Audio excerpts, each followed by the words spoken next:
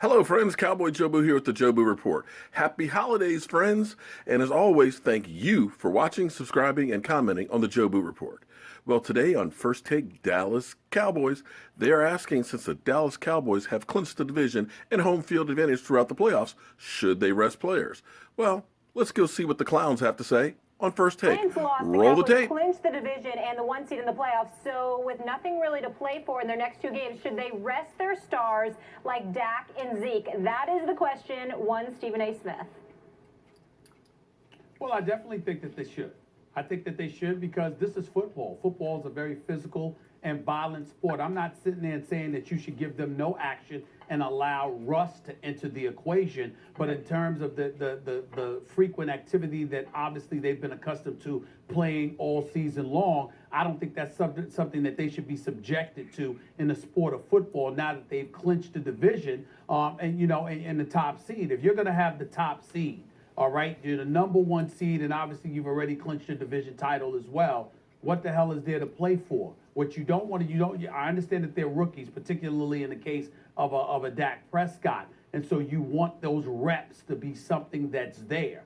But at the same time, what you don't want to do is sit there and expose somebody to unnecessary risk of injury, because this is a sport that is so violent that it's just unnecessary to do that. It has nothing to do with, there's no football reason that I would pick to rest these guys other than a concern for injury, because you've got other teams literally fighting for their lives trying to get to that postseason, trying to get that extra dough, trying to get that extra shine, et cetera, et cetera. So if you've already accomplished that goal in a sport as physical and as violent as football, you might need to protect yourself and risk a little rust coming into the equation just to preserve yourself to be 100% healthy. I'm not saying you don't play at all, but you do have to protect yourself. This is not an easy question to answer because it presents itself at the end of every season in the NFL nowadays, and really always has. But especially, there's nothing that's easy for you. Nothing. But except for beating you in arguments.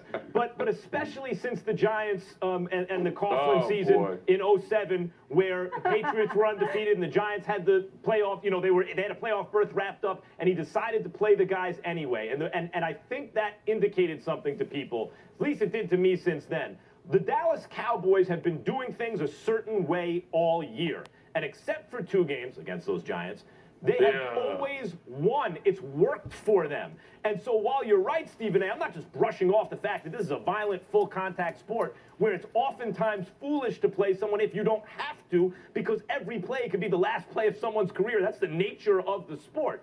Nevertheless, if you've been doing something a certain way and you've been achieving success all year, the last thing I would want as a Cowboys fan is for anything to change. I would want them to approach every single game the exact same way. Donovan, before you speak, let me just remind you that that's the same thing Max Kellerman said to Bernard Hopkins before his last fight. Let's go on. Let's go on. That left jab. Let's go on. Let's go on. Hey, he slipped, Stephen. He slipped and got pushed. Don't make fun of Bernard Hopkins. He's great, even though you have a right to, more so than anybody else. But I'm going to come to my boys back here. Leave him alone, D. Leave him alone. 2 years old. What do you want from him? Hey, man. Hey, you got to make a decision. But let me add to what you said now, Max. Back in 2004, when we went to the Super Bowl, I believe we clinched by week 10, week 11. And what we did was we played, but we sat some players. Now, when I look at the Dallas Cowboys, in a sense, going into a game where they know they already have won the NFC East and they have home field advantage, I think the players that you decide to sit is an Ezekiel Elliott and maybe a Tyron Smith. Now, for Dak Prescott, I think it's important for him to keep this momentum going and maybe play about 3 series in this particular game. Then you'll see Tony Romo. I think the smart thing for Jason Garrett is to understand what's ahead of him and knowing the age of these players. Now, we've seen Ezekiel Elliott and how many carries that he's had thus far at this particular point. It's important that he has an opportunity to give Darren McFadden some carries to kind of kick the rust off just in case you need that backup running back. And also for the offensive line to keep that cohesiveness and also that chemistry to continue to flow. The thing that I look at on the defensive end, who would you sit on defense? And to be honest with you, I wouldn't sit anybody. Maybe Sean Lee. because I think defensively they're going to get much more than they think they can handle going into the playoffs because Rob Marinelli does not blitz a lot. So you're going to keep playing these zone defenses and your defensive line and maybe bring in 2 from the weak, 2 from the strong just to try to apply pressure, and they haven't been that successful with it, with the blitz all season. Yeah, they played well as far as in the zone and maybe getting rushed from their front 4, but can you do that versus a Green Bay? Can you do that maybe against, teams that continue to run the ball effectively and the play-action game plays such a major part? But I think for Jason Garrett and the Dallas Cowboys, the way that you approach this thing is to continue to get the reps from Dak Prescott to keep his confidence going and keep that momentum going on offense, and sit a guy like Ezekiel Elliott. You know what the problem with that to me is, Donovan? That you have a first-round bye. Like, how you're going to have like a month between games at a certain point, and especially, I understand what you mean. Look, it's the running back. You got to get other guys involved. I'm not claiming it's so cut and dried. But I really think, especially because they're young players, especially because the margin of error in the NFL is really small, even for the good teams, because it's so physical, at the point of contact, at the line of scrimmage, because their success is based on that offensive line, and then what these special players behind that line, like Zeke and Dak, can do with that. I just wouldn't change anything. I mean, maybe you give a guy, you take him out for some downs. You're not gonna play them quite as much as you would in every other game. But I would still try to win the game to the best of my ability. Absolutely. I would still approach it the way they've approached every game this season because they've had so much success. You don't want to break that, particularly when you have a first-round bye. You're so Donovan, did you hear the brilliance of Max Kellerman? You don't want to break that rhythm, break that. Right. You don't want to break anything. Go ahead and break your bones, though. It's okay. Right, It's okay. yeah. I mean, in Max's world, go ahead and break your wrist, break your elbow, break your neck, break your leg, you gotta crack take your risks. kneecap it out. Oh, go ahead. Don't worry about the rhythm. Worry about the Right. rhythm, Donovan. Right. Don't disrupt your flow, but go out there and break your bones. It's okay. Right. You gotta It's take okay that in the risk. world of You Max got Kellerman. to take It's all that right. risk. Bernard Hopkins, go out there and risk getting your jaw broke. You gotta It's bring it okay. to get it. It's okay. That's right.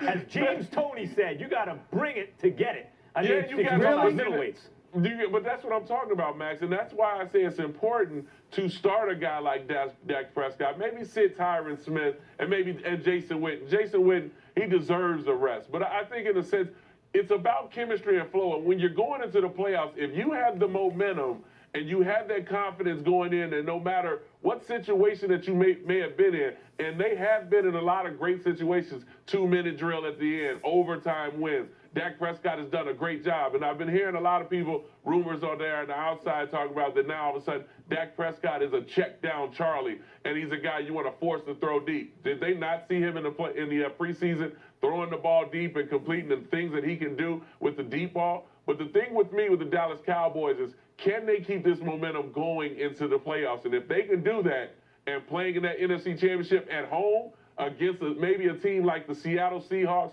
where offensively we're still trying to figure out if they can run the football and stay on the field during third down and converting those big third and longs, that's going to be a matchup you want to see. I will say this. Donovan swayed me in this regard. You rest some of the guys on offense. You don't have to rest everybody. Some of those guys on defense need to be out there. First of all, their defense has gotten better and better. It needs to improve. And dare I bring this up, Donovan, everybody hasn't been eligible on Dallas's defense. So you got to get some guys up in there is that, to actually Stephen A? get some reps. Why is that, Stephen A? I mean, because they couldn't stay off the weed. And that's what really happens. And so we have to make sure that they come back in the mix, Max. They need the reps. They need to get out there. They don't need time to puff, and pass. What they need to do is be out on the football field getting those reps in and all of that other stuff. So that's another reason, man. Some of them do deserve to rest. Others need to get on the field and sort of get the chemistry going. You know what I'm saying? We got it. Not the chemicals going, the chemistry. Yeah. Not chemicals, Real smooth. chemistry. That's all I'm saying. Yeah. That's all I'm saying. I was just curious. curious That's all about I said. your opinion about this because you haven't gotten to weigh in. Lane Johnson turned out to be important, right? Yeah, really Guys, important. I just wanted to make sure. Talked about it most of the Did broadcast. you really bring that back up, Max? I don't know. I wanted to make sure Molly got to weigh in. I saw it. Yeah, I still don't feel it was as big of a deal as you say it is. All right, you know what's going to be a big deal if Antonio Ramiro Romo shows up in the game. We will see if that happens. Meanwhile, Stephen A.